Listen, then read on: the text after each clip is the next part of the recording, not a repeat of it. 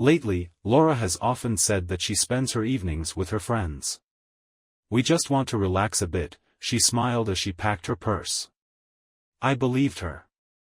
And then, one day, I needed to take her car because mine was being repaired.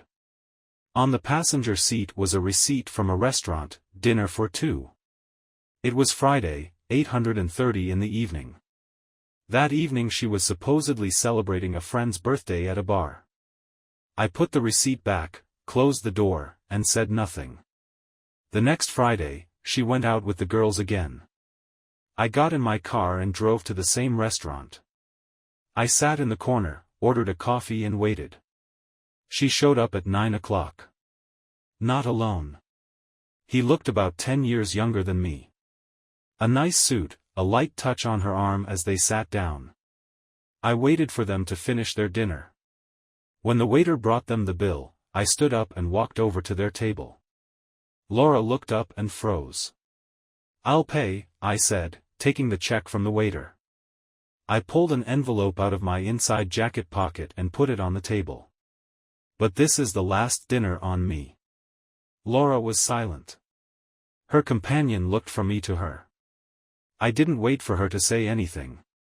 I left the restaurant and never looked back. After leaving the restaurant, I did not immediately get into the car. The cold evening air seemed to clear my head, but there was an emptiness inside. I stood in the parking lot, looking at my hands. They were calm. Laura didn't run out after me, as it happens in the movies. She stayed there with him, and I wasn't even surprised. I got in my car, started the engine, and drove home. The apartment door opened easily.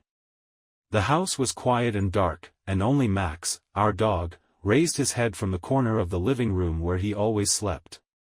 "Hi, buddy," I whispered, sitting down next to him. Max got up, licked my face, and went back to sleep. He didn't ask any questions. I poured myself a whiskey and sat down on the couch, turning on the TV. Some old movie was playing in the background, but I didn't listen to it.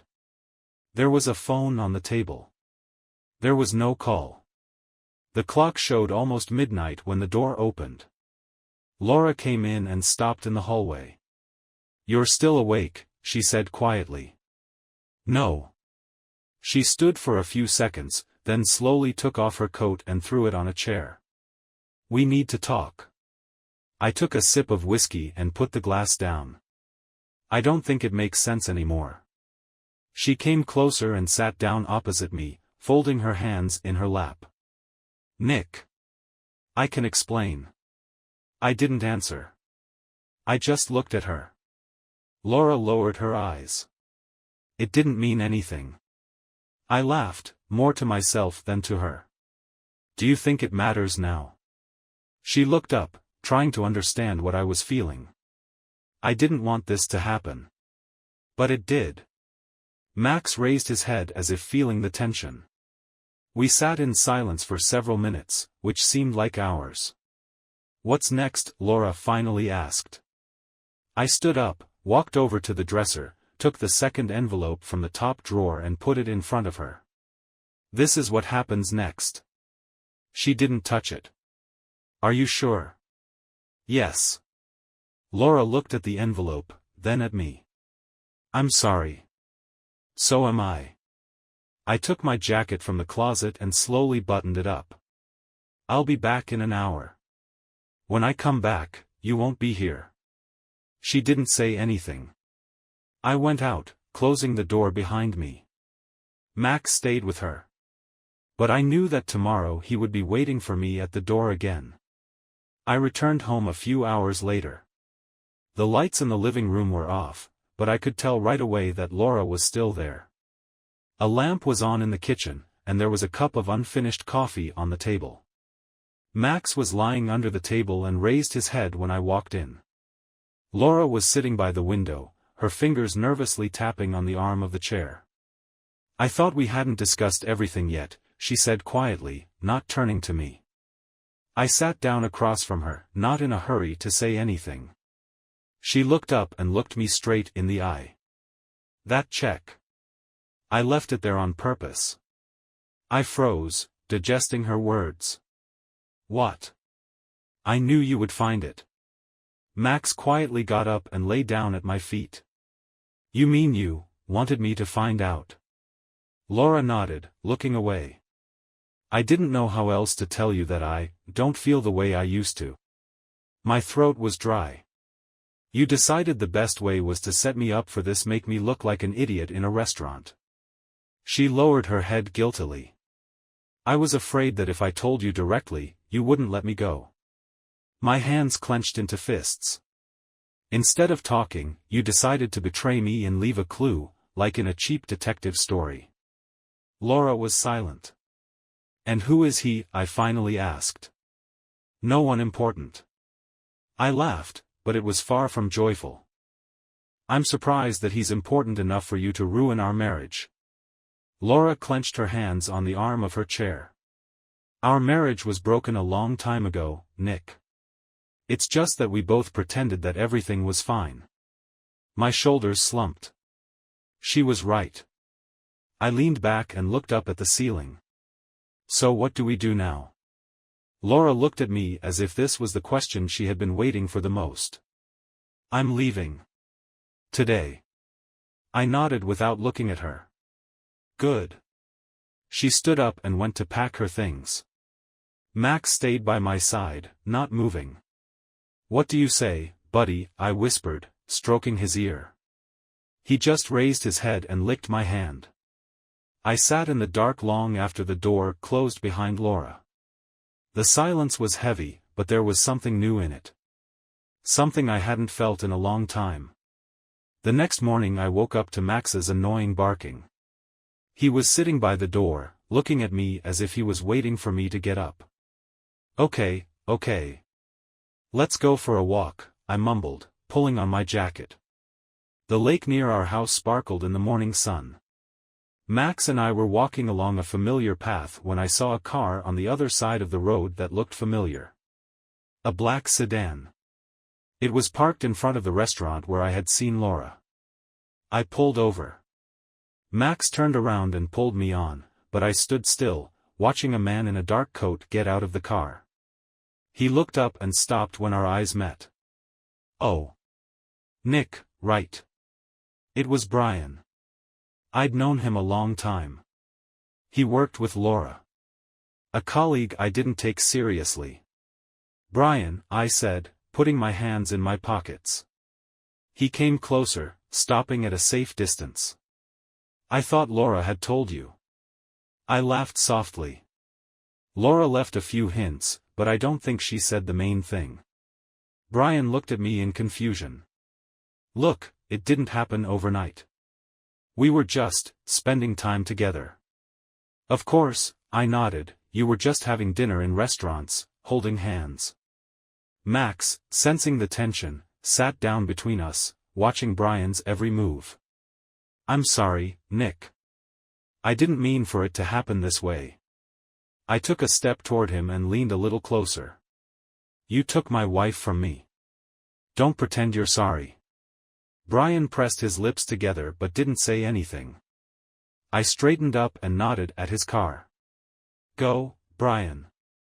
I've got it all figured out. He gave a short nod, got in the car, and drove off. Max looked me in the eye as if he was waiting for me to say something else. Well, buddy. I think we're definitely done with this story now. Max barked, and we walked further along the lake. The sun rose a little higher, and I felt a little lighter. Brian was just one of the many that life brings. And now he was behind me, just like Laura. For the first time in a long time, I really felt free. A few days later, I found an old box of documents in my dresser. It was Laura's and my stuff together, bills, papers, photos from our trips. I had almost closed it when I noticed a small velvet bag in the corner. Opening it, I pulled out a gold bracelet with an engraving. B, with gratitude. I stared at the engraving, feeling everything inside me shrink. Brian. For some reason, it didn't even surprise me. She never wore this bracelet at home. She probably only wore it when she was with him. Max sat next to me, looking at the bracelet and then at my face. She wasn't hiding, man. She was just waiting for me to notice it. I put the bracelet back in the bag and threw it in the box. That was a long time ago. Now I knew I didn't want to live in the shadow of her choice. The next morning I went to Emma's bakery. She was one of the few people I could really talk to frankly after everything that had happened. "You look better than last time," she said as she served me coffee. "Maybe because you've finally stopped looking for answers." Emma sat down across from me and looked at me carefully. "You know, I saw Laura last week." I raised my eyebrows. "And what did she say?" "Nothing. She just walked by. But, she looked like she wasn't sure if she'd made the right choice." I put my cup down and sighed. "It's not my business anymore." Emma smiled. "That's the right answer." I went home that night and opened the box again. I took out the bracelet, went out on the porch, and threw it into the lake. The water swallowed it without a sound.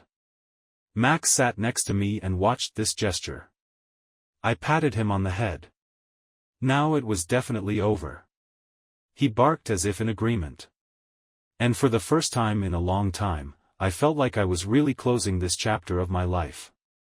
The next few days were calm. I spent a lot of time with Max, walking by the lake or working in the workshop with Tom. Life was taking on a simplicity that I had long missed. One evening when I came home, there was an envelope in the mailbox. No stamps or addresses, just my name. I opened it right on the porch. Inside was a letter written in a hand I recognized. "Nick." I didn't have the courage to say it to his face. Maybe I was just a coward looking for an easy way out. "I know I left you with answers that maybe you didn't want to hear. But that doesn't change the fact that you deserve to know the truth.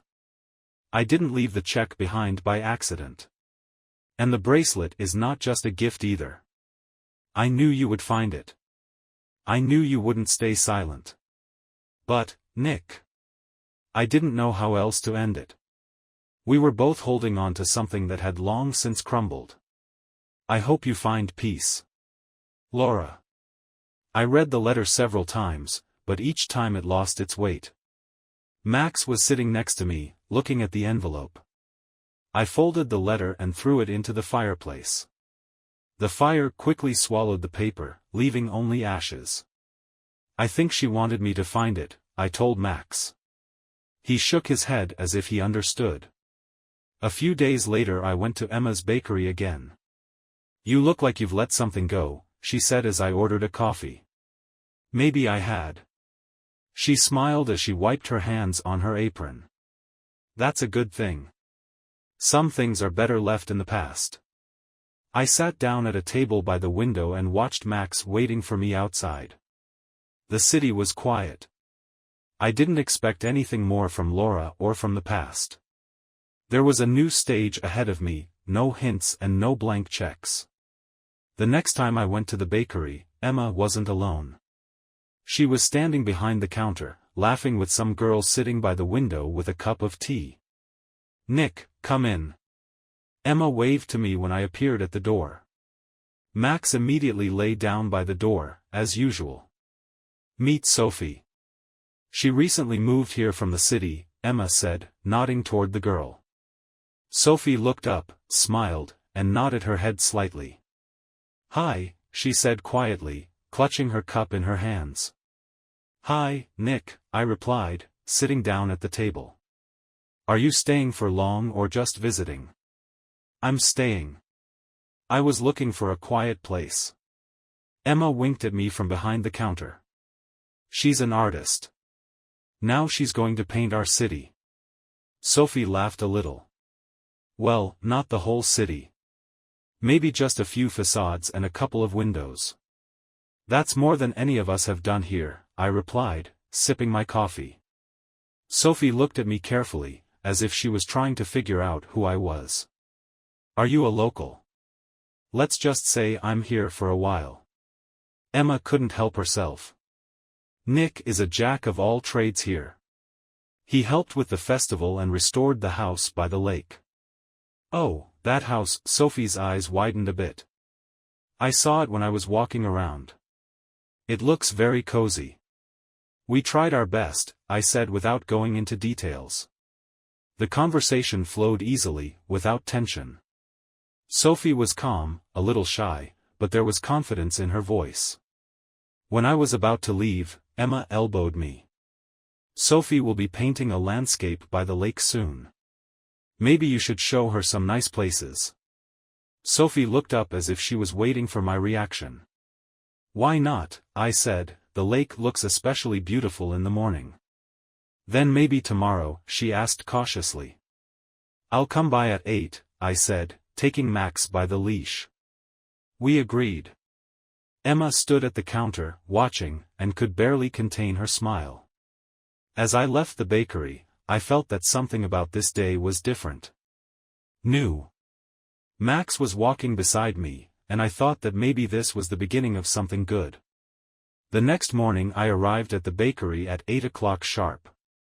Max was already sitting in the passenger seat, watching the door carefully, as if he knew we weren't just going for a walk.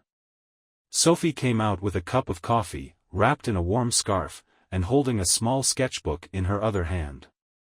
Hi, she waved as she approached the car. Max immediately started wagging his tail when she opened the door. Hi, I said as she got into the front seat, I hope you're ready for a little bit of cold. I'm ready for anything if it's good company, Sophie smiled, stroking Max's ear. We arrived at the lake. The water was calm, and the shore was covered with a light layer of snow that had not yet melted. The sun rose above the trees, reflecting on the surface of the lake, creating a picture that was hard to miss. Wow, Sophie got out of the car and stopped at the shore, it's much more beautiful here than I imagined. Max ran forward, leaving footprints in the snow. It's especially beautiful in the fall, when all the trees turn golden, I said, standing next to her. Sophie opened the sketchbook and began to draw the outline of the lake with light movements. Do you often have to show the local beauty, she asked, not taking her eyes off the paper. Not very often. You're the first one to ask. She raised her eyebrows and looked at me with a smile. Should I feel special then? Maybe, I smiled back. Max ran over and stopped between us, shaking the snow off his paws. He seems to think that this is his territory. No wonder. He is the boss here. Sophie continued to draw, and I watched the sun break through the branches of the trees. Have you been painting for a long time? She nodded, drawing a thin line on the paper. Since I was a little girl. But only now I realize that I want to do it seriously. And that's why you moved here. That's right. I needed some peace. And inspiration. She was silent for a moment and then added. It's easier to breathe here than in the big city. I silently agreed. More than an hour had passed while she was painting.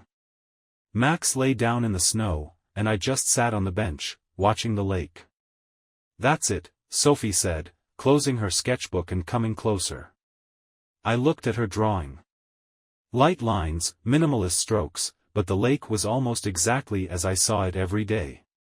It was beautiful. She smiled. Thank you for showing me this place. It's my pleasure. We walked back in silence, but the silence was easy, without tension. In front of the bakery, Sophie turned to me. If you find any more beautiful places, let me know. I'm always happy to paint something new. I will. Max jumped back into the seat, looking at her from the car. I guess he didn't mind either. Sophie laughed and waved. See you then. I drove home, but on the way I caught myself thinking that this meeting was something more important than just a morning trip to the lake. And it seems that this was only the beginning. A few weeks passed unnoticed. Sophie would occasionally stop by Emma's bakery and we would run into each other, exchanging a few words over a cup of coffee. She always had a sketchbook with her and seemed to find inspiration in the simplest things. One Saturday, I was repairing the fence near the house when I heard a familiar voice. Nick. I turned around and saw Sophie. She was standing by the road with Max, who was wagging his tail happily. Good morning, she said, coming closer. Max found me at the bakery. I sighed and looked at the dog. He seems to think you're the newest member of the pack. Sophie laughed. Maybe he just wants more walks. I put the hammer down and sat on the porch. What are you doing today? I wanted to paint the waterfront. They say it's beautiful at sunset. It is, I replied. If you want, I can show you some good spots. Sophie nodded. I'd love the company. We walked along the waterfront until almost dusk. Sophie was drawing old houses on the shore, and I was just sitting nearby, watching the sun slowly sink behind the horizon. Do you come here often? She asked, not looking up from her sketch. Not before. Now, more often than anywhere else. She looked up. Has something changed? I thought about Laura, about that night in the restaurant, but instead I said, yes. It's just time to look forward. Sophie smiled a little. I felt the same way when I got here. Max lay down at my feet again, closing his eyes. I think this guy agrees with us too. We laughed and the evening melted into light conversation. When we got back to the city, Sophie stayed by the car for a minute. Thanks for the day, Nick. Always happy to have company. She was silent for a moment, looking at me, and then added. Maybe we should have coffee sometime, not by chance. I think that sounds like a good idea. Max stirred, as if to push me to answer faster. I'll text you, Sophie said and walked down the street, waving goodbye. I watched her until she disappeared around the corner. This was a new stage. And this time, I wasn't going to waste the opportunity to start over. The following week, Sophie texted me. I found another good place to paint. But I need some company. Do you have time? I smiled as I read it. I always have time for good places. When can we meet? Saturday. Noon. I'll bring coffee if you bring Max. Deal. On Saturday, Max jumped in the car before I did, excited to go out and meet Sophie again. We drove up to an old abandoned farm outside of town. Sophie was already waiting at the entrance, again with her notebook in hand and a warm drink in a thermos. Do you always come early? I asked, getting out of the car.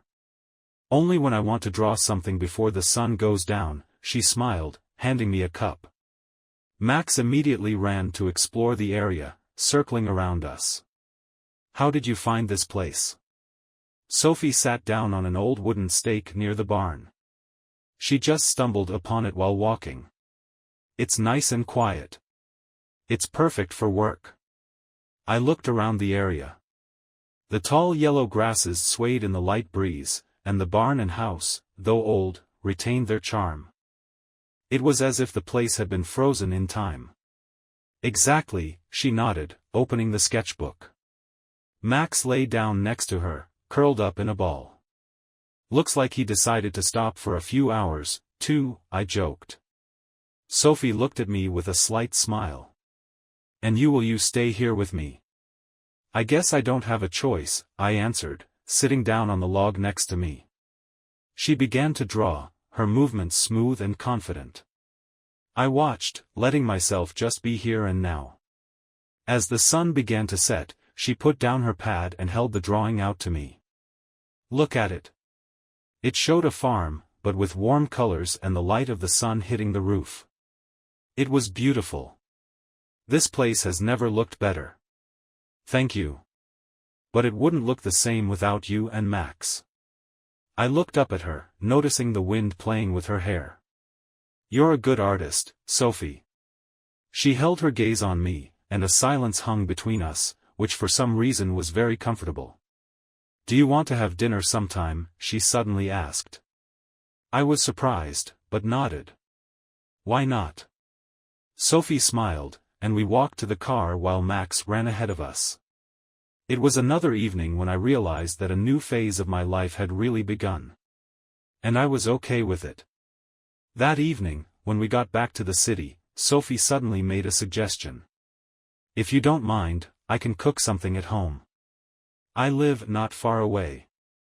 Max can come too." She winked. "I think he deserves a treat." I looked at Max, who immediately raised his head and looked at me with interest, as if he understood that it was his business. "I don't think he'd mind." Sophie's apartment was small but cozy. There were lanterns in the windows, and canvases in the kitchen, some of which were not yet finished. "Sorry about the mess." She took off her jacket and walked into the kitchen. "Sometimes I get carried away and paint late into the night. That's normal. You're an artist." Max lay down by the front door, cautiously surveying the new space. Sophie put the food on the table. "I hope you don't mind pasta, it's the fastest thing I know how to cook." "I don't mind anything as long as it's edible," I smiled as I sat down on a chair by the table. Sophie laughed, turned on the music, and the kitchen was filled with light jazz tunes. "I always paint to music," she said as she started cutting vegetables. "It's like a background for inspiration." "And how does it work?" "It's strange, but it works. Sometimes I don't even notice that I'm creating something until the music stops." I watched her move around the kitchen, easily, confidently, as if it was her own little world where she felt free. Max looked up when he smelled the bacon and licked his lips. "I hope you have something for him, too." "Of course," Sophie tossed him a piece of chicken, "he deserves it." We ate dinner at a small table by the window. Sophie talked about her work, her plans for an exhibition in the neighboring town, and I just listened, allowing myself to be present in the moment. "I'm glad I moved here," she said as we finished our tea. "If it wasn't for this move, I wouldn't have met you, and Max." "Max is very happy to meet you," I replied, and the dog raised his head as if in agreement. Sophie looked at me a little longer than usual and then added quietly, "Maybe you should get out of the bakery more often and show me some more beautiful places." "Maybe," I smiled, "if you don't mind the company." "Not at all."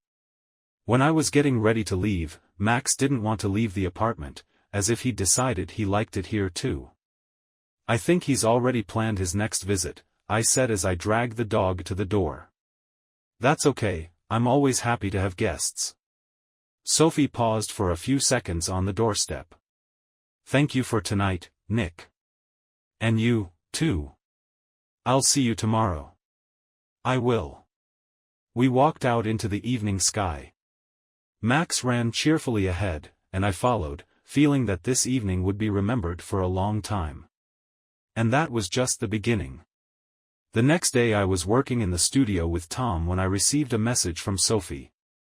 "How about an evening walk? Max is invited too." Winking face. I smiled as I looked at the screen. Tom immediately noticed the change in my face. "Who is it?" "Sophie," I answered, putting my phone back in my pocket. Tom raised an eyebrow and crossed his arms over his chest. "Oh, the same Sophie. She's just suggesting a walk." Yeah. First a walk, then dinner." "I've been there before," Tom laughed, returning to his work. "Hang in there, Nick. You like her, and it shows." I didn't say anything, but Tom was right. I met Sophie at the edge of the forest. The sun was already setting, and everything was bathed in a soft orange light. Max immediately ran to her, wagging his tail happily. "Hi, Max." Sophie sat down and petted him. "Hi," I said when she got up. "You picked a great time to go for a walk. I love this time of day. The forest looks especially beautiful in the evening." She walked beside me, and I noticed how well she fit into this silence and nature. We walked along the path to a small clearing. Sophie stopped and took out a sketchbook. "Do you mind if I draw a little?" "No, of course not." I sat down on a log while she stood there, engrossed in her work. Max laid down next to me with his head on his paws and looked at us attentively. How did you find this place? Sophie asked, not taking her eyes off the drawing. By accident. One day I was just walking with Max and came across it. She looked up. I think it would be possible to organize some kind of exhibition here. Open air, nature. Sounds like a good idea. Would you be willing to help? I laughed. I think I can't say no now. Sophie looked up at me, her eyes shining with delight. Then we agreed.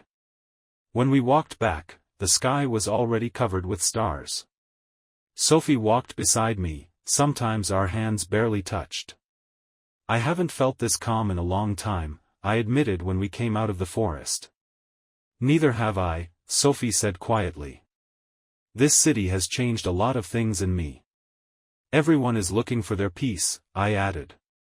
She stopped and looked at me. Maybe it's not just the city. I wanted to say something, but Max barked, as if to encourage us to keep going. Sophie laughed. I think he's saying we should go home. Maybe.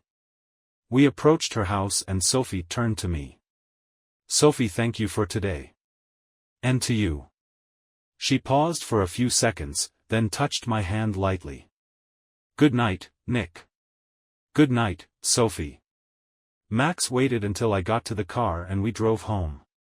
I couldn't shake the feeling that this walk was something more than just a meeting.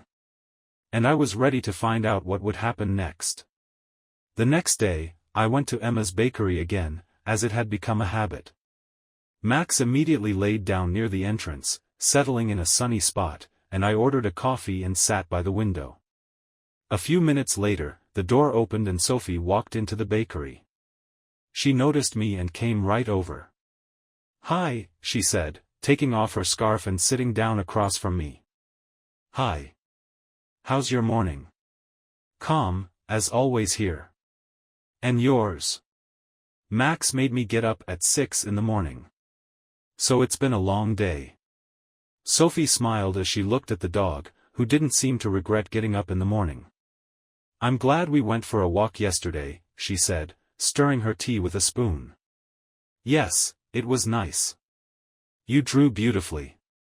She was slightly embarrassed, but did not look away. Maybe you should do it more often. Walking or drawing? Both.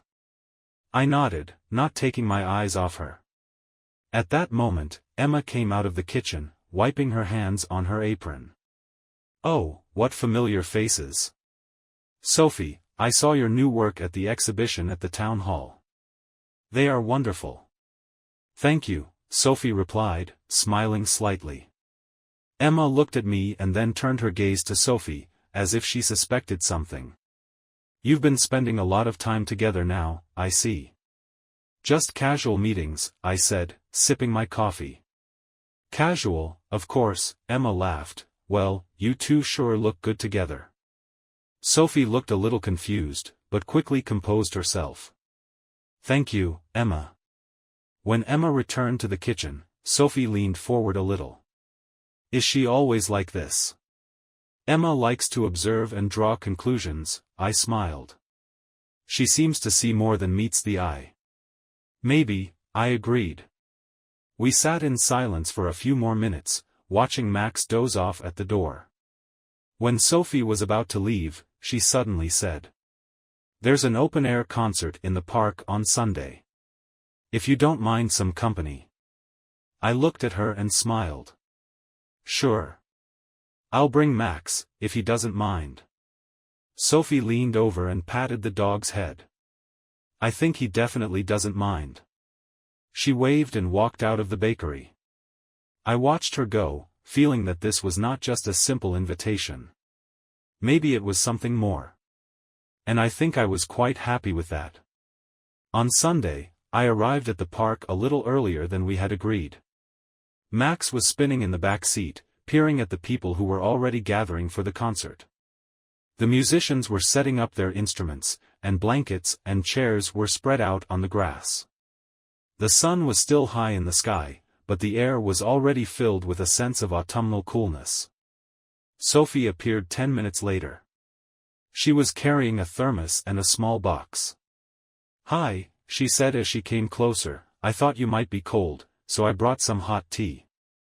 That's a good idea. Max could use some warmth, too, I smiled.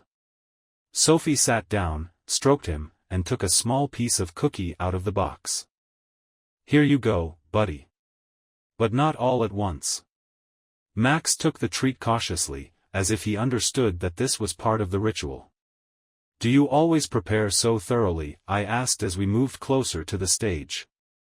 Sometimes I like everything to be perfect. We found a spot a little further away from the stage, where there were fewer people, and sat down on the blanket Sophie had brought with her. Do you often come to events like this? She asked, pouring tea into cups. Not often.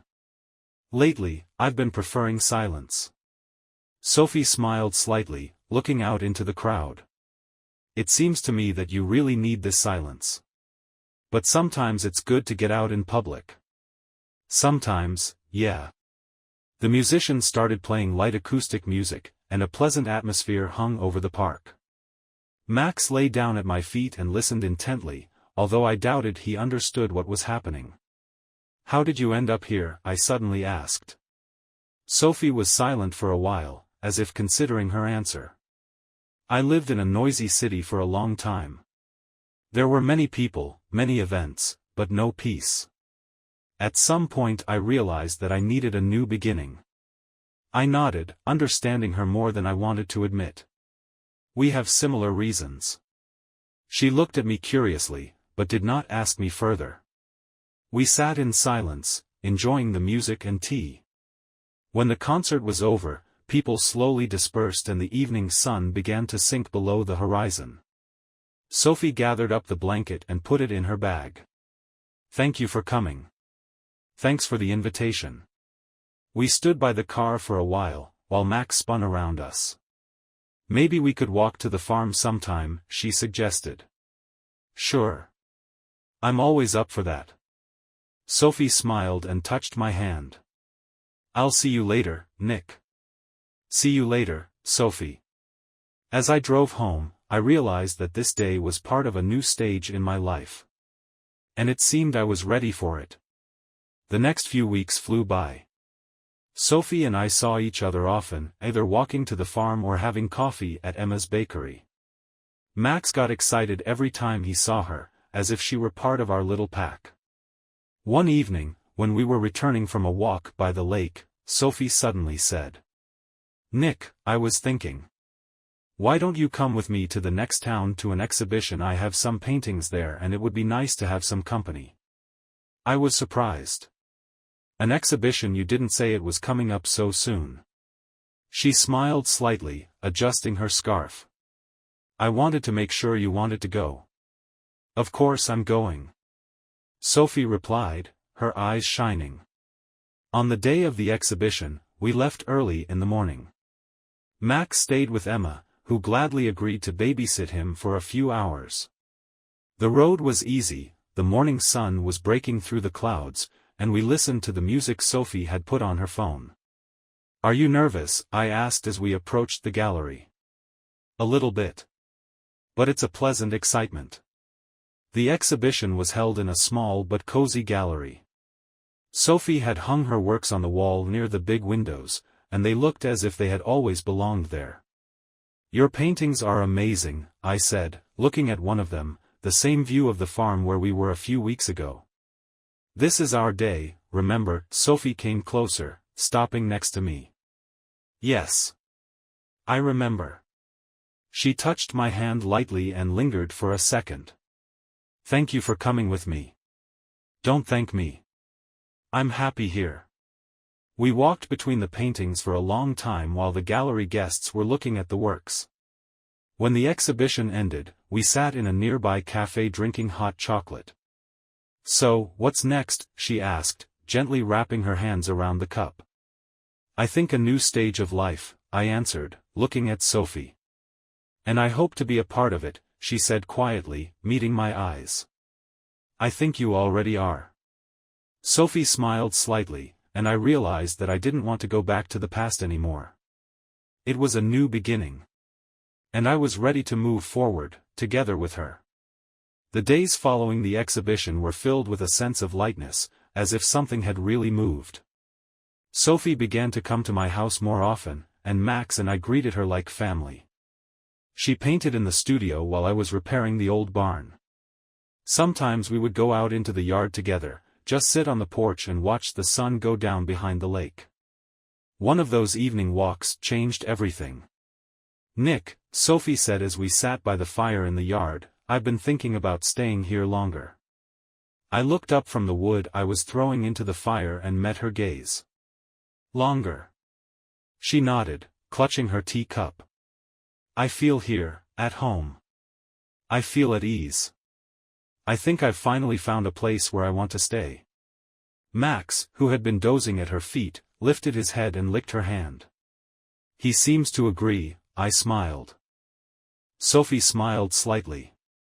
"Do you think there's room for another artist in this town?" I ran my hand over her palm and squeezed her fingers. "I think this town would benefit from it." She looked at me carefully, and there was more in her eyes than just words. "What about you? Do you mind if I get closer?" "I'm all for it." After that conversation, we started spending even more time together. One morning Sophie brought a palette and paints to my house and said, "I want to paint you and Max." "Really?" "Yes. It's going to be a painting for me," she said, crouching down in front of the canvas. I sat down on the porch steps, and Max lay down next to me, as usual. Sophie painted, and I just watched the sun break through the trees and reflect in the windows of the house. When she was done, I came closer and saw myself on the canvas, a simple moment, but so vivid. "Wow. Is that really me?" "It's you and Max," Sophie smiled, wiping her hands, "and this is exactly the moment I want to remember." I hugged her, and we stood there for a few minutes, listening to the wind rustle softly in the branches. Max was lying at our feet, as if protecting this silence. One day, when I was returning from the studio, I saw Sophie by the lake. She was standing looking at the water, holding another notebook. "What are you drawing?" She smiled. "Our future." I came closer, hugged her shoulders and kissed the top of her head. "I think it will be beautiful. With you, of course it will." We stood by the lake, watching the sun disappear behind the horizon. And I knew I didn't want to be anywhere else. This was my home. And Sophie was a part of it. Winter came unexpectedly. One morning, I woke up to Max standing at the door, looking out the window, as if something had caught his eye. "What did you see there?" I muttered, pulling on my sweater. When I got closer, it became clear that everything outside was covered in snow. Sophie was already in the kitchen, standing at the stove making coffee. "Hi," she said with a slight smile, "congratulations on the first snow." "Wow. Did we really fall asleep in the fall?" She handed me a cup and went out onto the porch. Max immediately ran after her and began to run through the snow, leaving tracks. "Looks like someone's excited about winter," Sophie said, looking at him. I sat on the stairs, watching this moment. He always looks like this when he sees snow for the first time. Like a puppy again. Sophie threw a blanket around my shoulders and sat down next to me. "Have you thought about what we're going to do in the winter?" I shrugged. "It's usually quiet here in winter. But we can make it more interesting." She looked at me thoughtfully. "What if we organized a small Christmas market by the lake?" I raised my eyebrows. "Are you serious?" "Why not? We can attract the locals. Emma and the bakery would be happy to help, Tom would help with the music." "Sophie, do you realize that's a lot of work?" She pushed me lightly in the shoulder. "You're not going to say no, are you?" I laughed. "Okay. Let's say it's a joint idea." The next day we went to the bakery to tell Emma about the fair idea. "You really want to do this?" she asked, wiping her hands. "Why not?" Sophie said, putting her notebook on the table. "Here's a plan of the grounds and the houses. We can make small stands for local craftsmen." Emma looked at us thoughtfully. You know, I like this idea. The town hasn't had anything so festive in a long time. Then we can start next week, I said. Emma nodded. I'll talk to the others. They will definitely agree. Sophie smiled excitedly. It's going to be a good winter. A few days later, the wooden houses that Tom and I had helped set up were already standing on the lakefront. Sophie was organizing the decorations, drawing bright banners and garlands for the holiday fair. Max was running between the people, always trying to help, sometimes just stealing mittens from the benches. It felt like our town was coming to life. When everything was ready, Sophie stood on the main stage and looked at the finished stage. Nick, look how beautiful it is. I stood next to her, looking around the square.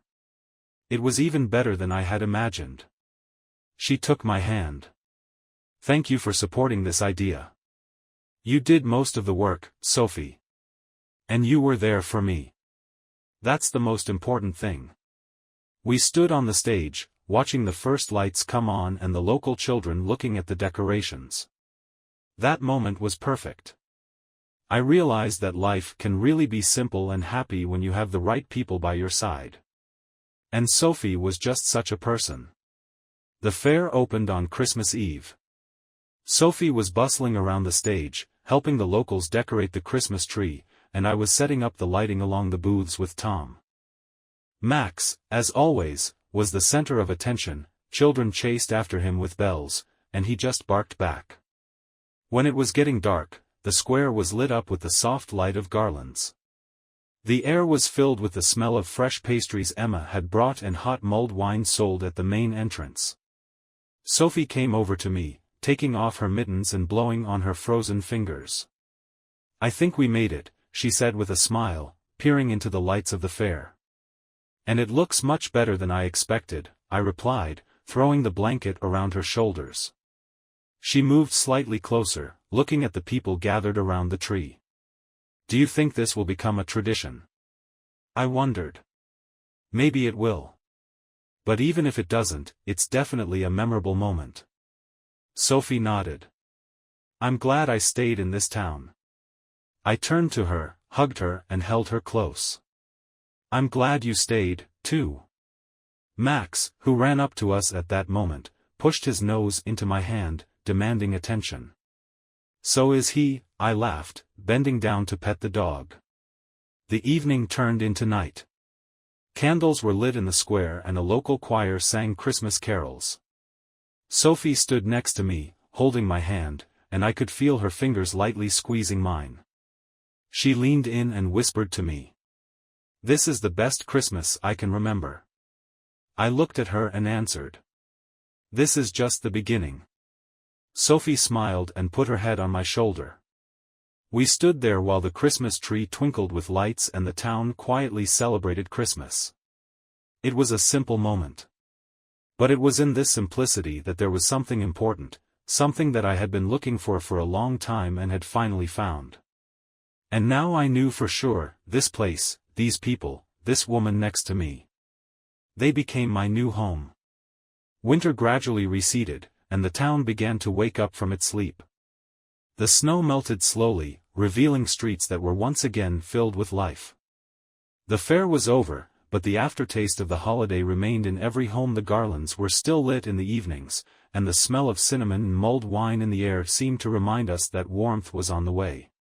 Sophie often stayed at my place overnight. Max calmly accepted this as a fact, settling down on her legs or under the window.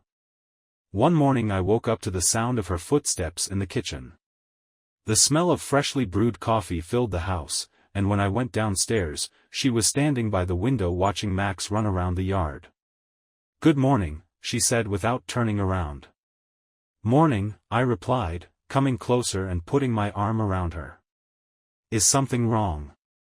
She was silent for a while and then looked at me over her shoulder.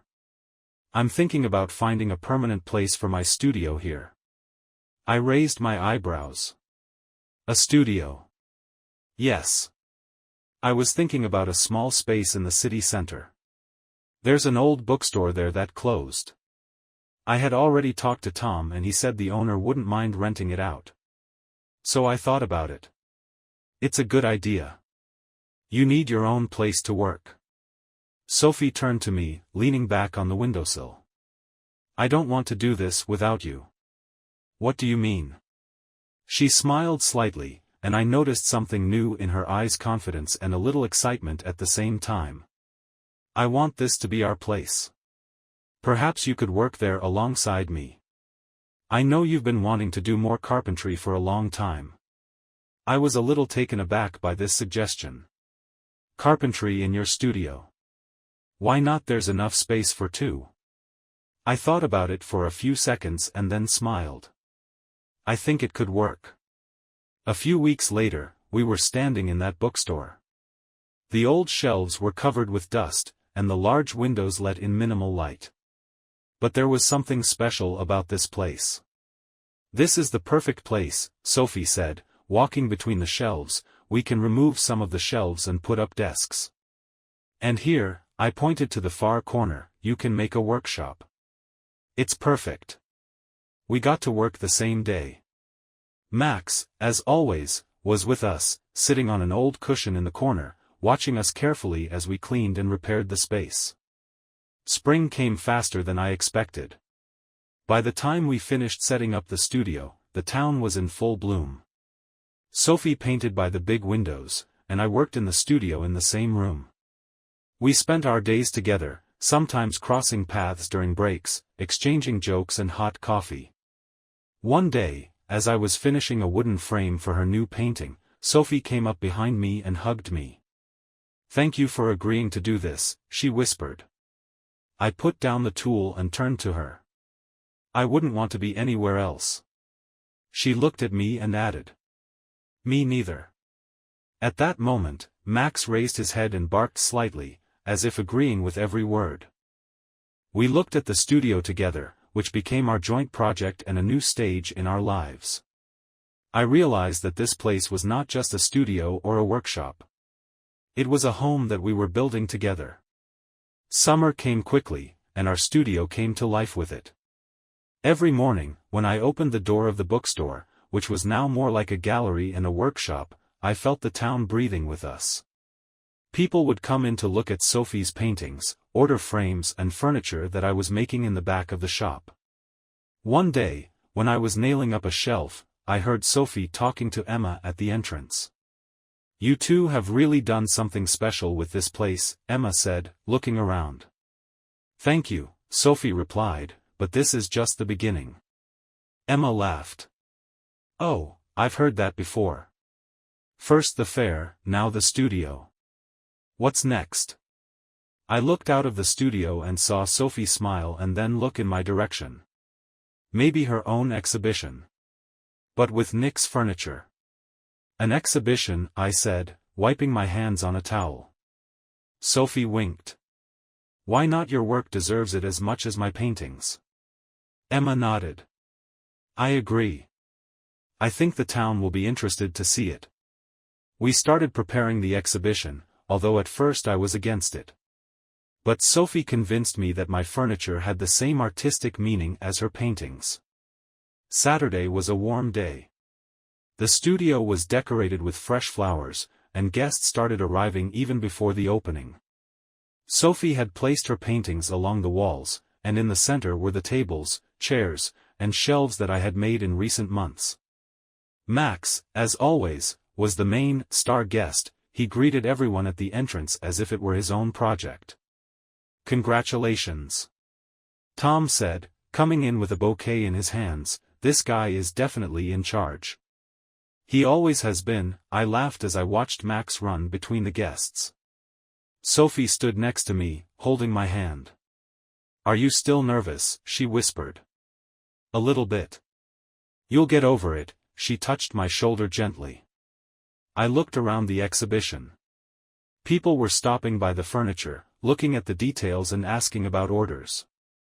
It was not so important to me how much they ordered. The most important thing was that I was creating this together with Sophie. The evening ended quietly.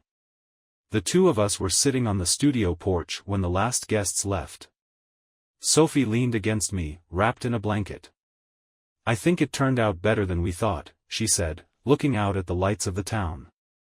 "Yeah," I replied, hugging her, "and you know what, I'm glad it all started with that check you left in the car." Sophie looked up and laughed. "Maybe it wasn't an accident." "Do you think so?" She shook her head and kissed me on the cheek. "I think it was meant to be." Max raised his head and looked at us as if in agreement. We sat there for a long time, listening to the night city fall asleep. And at that moment I knew for sure that this was our place. And our story was just beginning. Summer passed, and the town got ready for fall again. Our studio became a part of this city. People came not only to buy furniture or paintings, but also just for a cup of coffee and a short conversation. One evening, when the sun was slowly hiding behind the lake, Sophie stood by the window and watched Max chase fallen leaves around the yard. "He doesn't seem to age at all," she said, not looking away. I walked closer and hugged her from behind, feeling her lean against me slightly. "He would live through many more of these autumns." Sophie turned to me, her eyes sparkling in the light of the setting sun. "And we will too." She smiled and put her head on my shoulder. "I sometimes think, if we hadn't met that day at Emma's bakery, we would have found each other anyway," I answered, looking out the window. "In cities like this, coincidences are rarely coincidental." Sophie laughed softly. "That sounds like a movie quote."